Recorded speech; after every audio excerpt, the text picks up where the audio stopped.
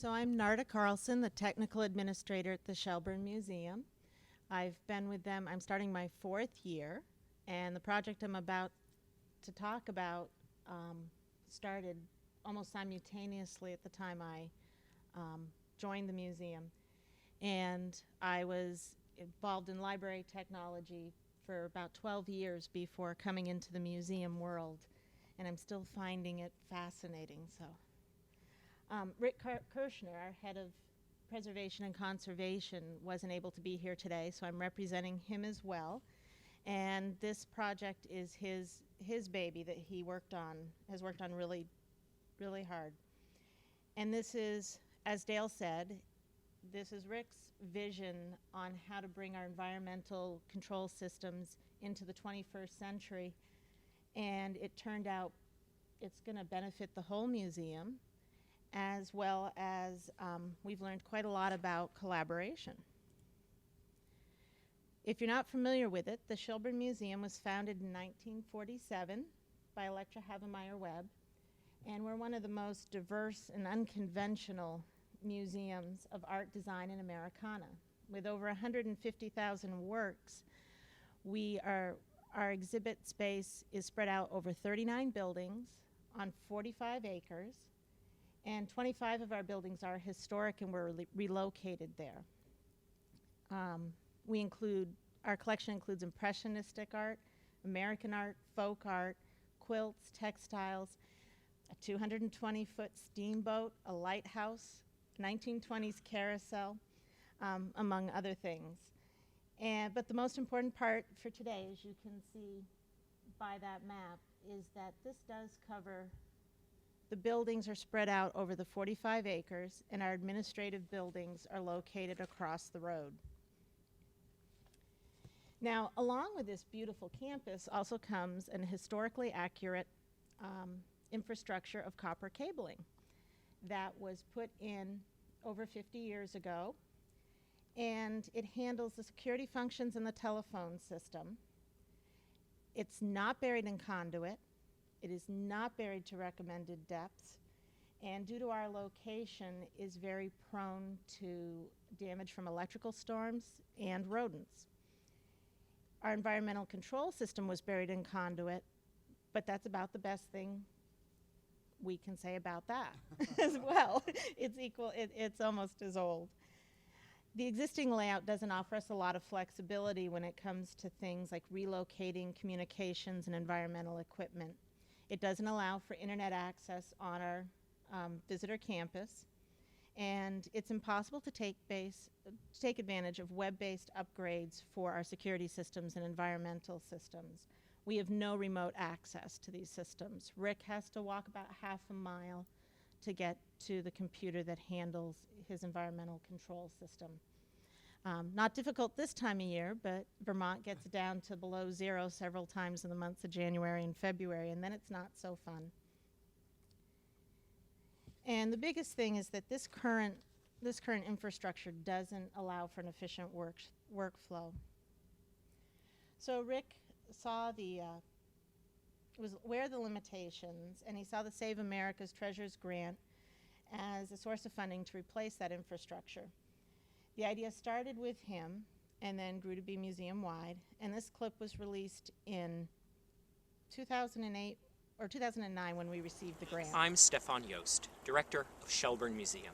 I just received a call from Dr. Ann Radici, director of the Institute for Museum and Library Services in Washington, with some good news.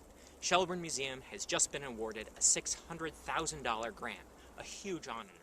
Earlier this year, a group of museum staff members put together a grant application for the very competitive Save America's Treasures program. Rick Kerschner in conservation, Karen Peterson in education, Steve Dixon in security, and Lois Nile in finance all worked together with Sam Ankerson, our director of development, to make a strong argument. We argued that Shelburne Museum is an unique American treasure. We asked for support to help us upgrade a pretty unglamorous part of the museum, the underground communications infrastructure. We need to put in fiber optic cables. Why? So our security can be tighter, our conservators can better monitor the environmental conditions to preserve our collections, and so that we'll be better positioned to take advantage of new advances in educational technology. All of this will help ensure that Shelburne Museum will remain a vital and relevant American treasure. See some of that wonderful weather we get to walk through to get to our equipment. When Rick first thought about this grant, he saw some pretty clear advantages to it, to upgrading to a fiber optic network. And that was the ability to upgrade our environmental and security systems, and the potential for, so that both security and he would be able to remotely access these systems, the potential for web access within the buildings in the future, and enhanced telecommunications through a new phone system. So those were the basic premises he started with. But then as he started talking to people, you can see this is an overview of all the positives that we can see from laying a fiber optic network.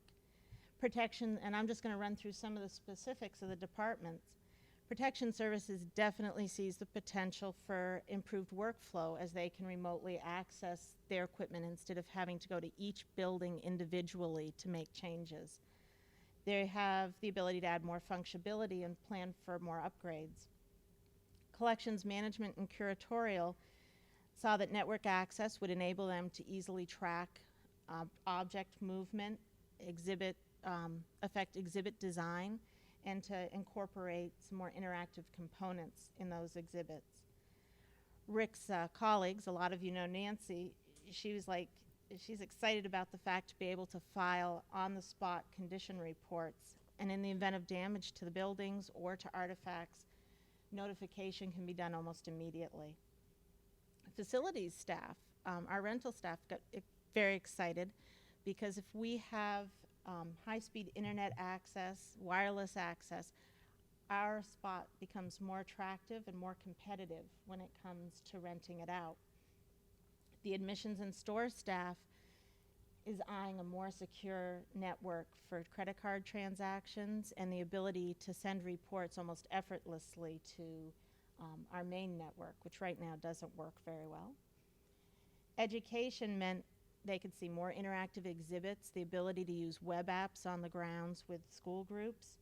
It also means better communication with the over 40 guides that we have on site each day when we're open, and will allow for webcasts of speakers and classes. It also may allow for the ability for people to access our collections database to get more information when guides are trying to answer guest questions. Now, for buildings and grounds, one of the more attractive things I see about this is our old system didn't have any as-builts. We don't know where all the copper is. We locate it the hard way by putting a backhoe in the ground and cutting it. So this project is going to come with a complete set of as-builts that will be maintained and which will make their job much easier.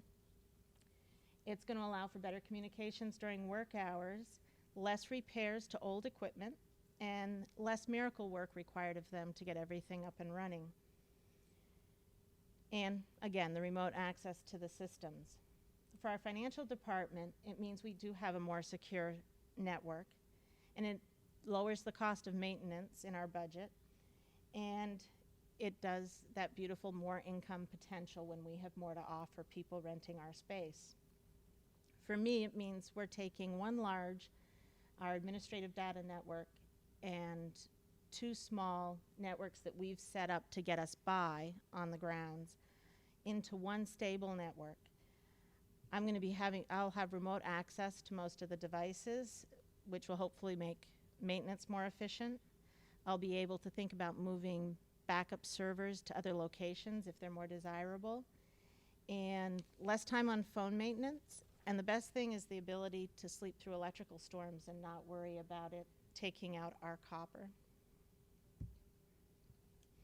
So when Rick and I added up the collaborators, we came up with 9 departments that were represented and 5 staff members that are daily involved in this, and a field of over 11 field experts that we consulted with in the last few years. And one note as you look through this list, you'll notice that Rick Kerschner is the head of preservation, Rick Peters in protection services, and Rick Schneider is our project manager. If anyone in this room is named Rick, Sarah, if you change your name to Rick, we can pretty much guarantee you a position. We actually have 2 other Ricks on staff, so. Yeah. But Rick Schneider, who's the project manager, is a very integral part of this, and he's what's made a lot of this project work, and you'll hear me mention him a little further on. So one of the things when you try a plan like this, and the more people you get collaboration from, input from, the more the change occurred. And it affected our design of the layout of the fiber optic network. This is what the first sketch of it looked like.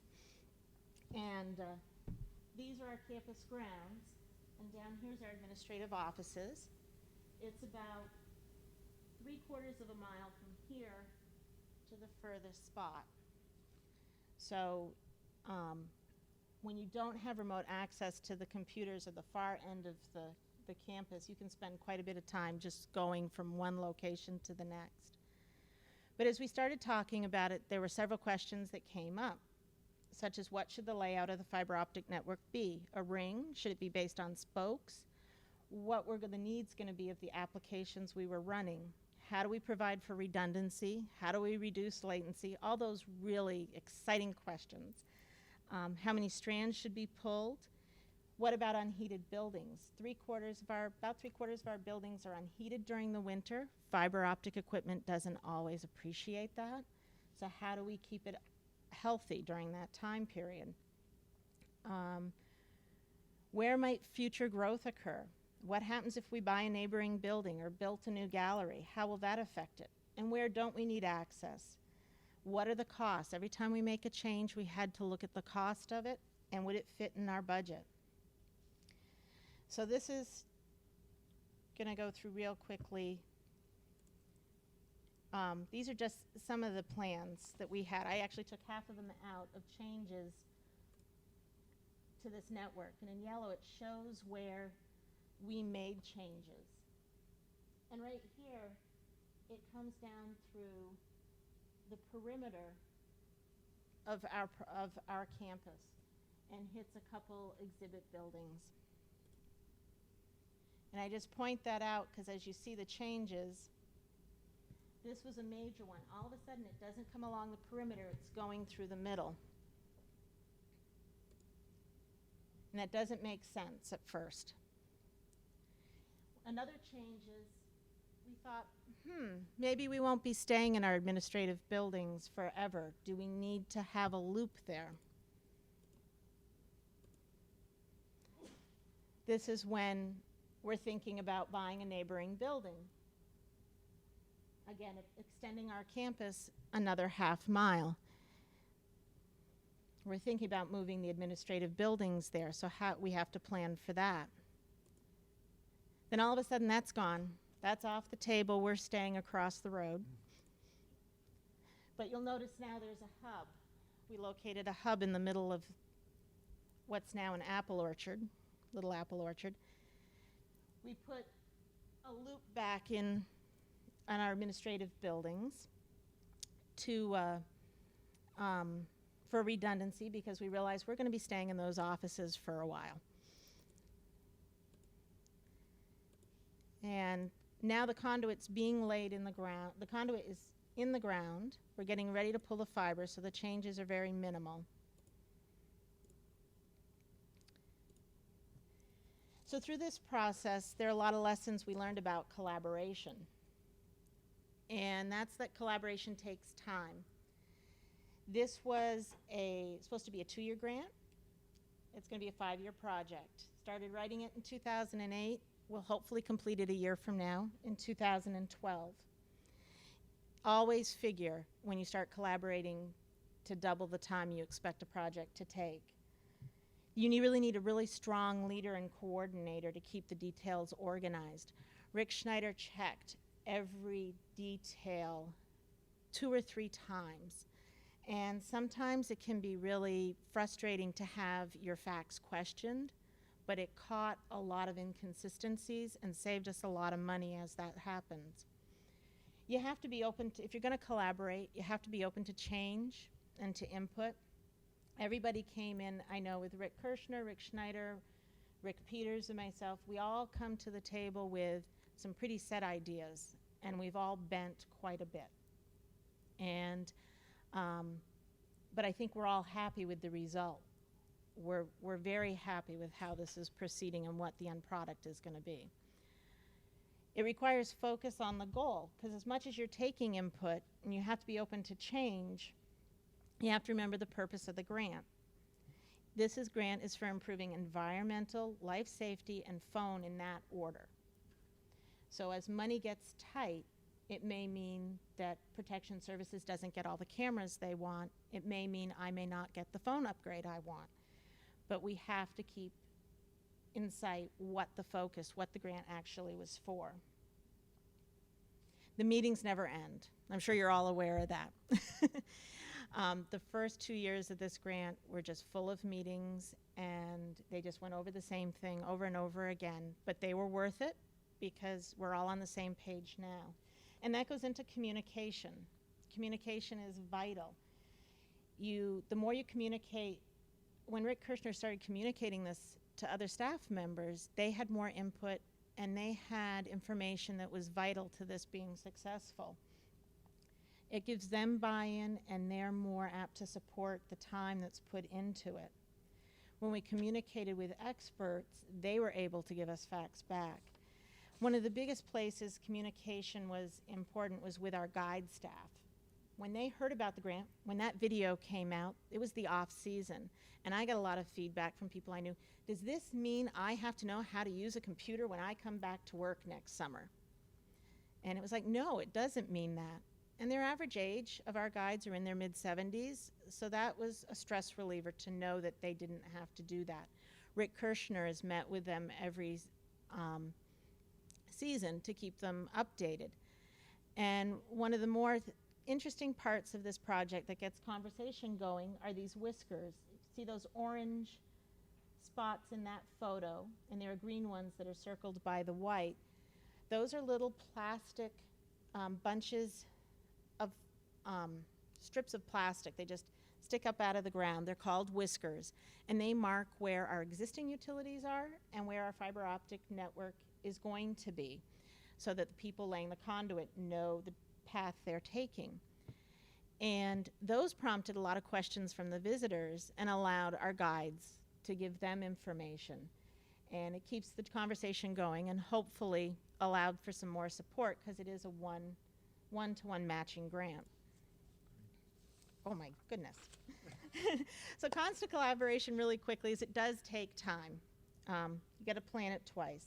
One of the things we found out is that they were talking about trenching, bringing a backhoe, digging up big trenches to lay the conduit as deep as it could possibly go. Only Rick Schneider, Rick Kerschner were talking about that, and I was freaking out, like, well, we don't know where our existing copper is. We're going to take out our phone system and our security system repeatedly. And so we had to start thinking about that. Conflicting information, the vendors kept giving us different information, and we had to keep going back and asking questions. Rick Schneider was great at that. Unrealistic expectations. People think that when this fiber optic network is lit, we're going to have wireless access in every gallery. No, that's not part of the grant. It gives us the potential. So we have to keep saying that. It's just the potential for wireless access. We did have to cut stuff out of the budget. Not everybody got everything they wanted. It's easy to lose focus, and there's meetings. The benefits, though, is the plan is stronger. We are, I think pretty much everyone's pleased with it. It has a set of checks and balances, and better research was done on all our options, and that goes back to the trenching. What were we going to do about that? Our buildings director, Chip Stuhlin, had a lot of workarounds ready to keep our systems repaired and up and running, but then one of our our experts came in, our contractors, and said, why don't we use boring? Which is, they use a drill to bore a hole underneath the ground, underneath the existing utilities, and they pull the conduit through. And it cost us a little more, but it was wonderful because our gardens, we have extensive gardens, they weren't disturbed. Visitor access to the buildings was rarely impacted, and in the 18 months it took to put the conduit in, they only cut phone lines once. So it was definitely a good option for us. People are planning in their current purchases, I'm almost done. They're planning in their current purchases, now they're thinking museum-wide. If I want this piece of equipment, am I going to be able to reuse it when the fiber optics are lit? So people are seeing how a piece of equipment isn't just for their current need, but may be used in the future. The biggest benefit that we have is the Center for Arts and Education, and on that layout where I showed you that hub in the middle of the little apple grove, where nothing else was there, we just announced plans to build the Center for Art and Education. We hope to start construction next year and finish it in 2013. And it's a 16,000 square foot center with galleries for larger visiting exhibits, and part of our permanent collection,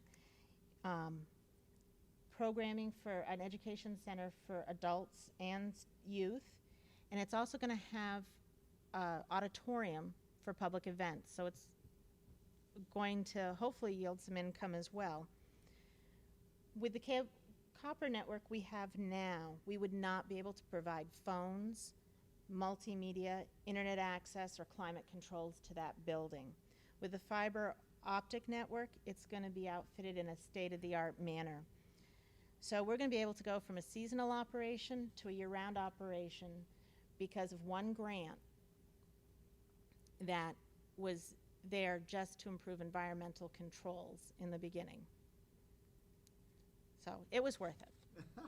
Thanks, Narda. Yeah.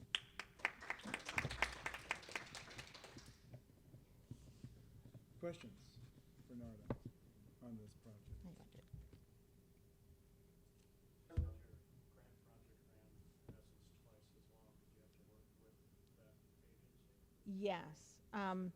And Rick is in the process of asking for another extension, but they're very well aware of the fact that these things normally do not follow the prospective timeline that's submitted. Following on what you said, it was a matching grant. It is. Where did you seek for funding to match? Part of it comes from matching time from museum staff. So every hour I put into it goes to it. We have the capital campaign. When our trustees decided to go forward with this building, they decided to fund the matching part through the capital campaign. Yeah. One of the great things that comes out of projects like this, in my experience, has been that with better digital data coming in sort of in real time, you have the ability to make obviously more informed decisions, but in fact you end up making decisions that are more efficient, consume a lot less energy, and these projects help museums substantially because they can end up lowering the daily utility consumption rate significantly. And boy, that takes money off the bill every month. It's almost like fundraising and getting 10% more money every year because you're no longer wasting money on things you think might be going wrong. You So- find out in the first hour and Yeah. not 7 days later. Exactly. And plus, with us, like every other museum, less staff is doing more work, so improving Yeah, productivity. access Yeah. is really important. Thanks, Narda.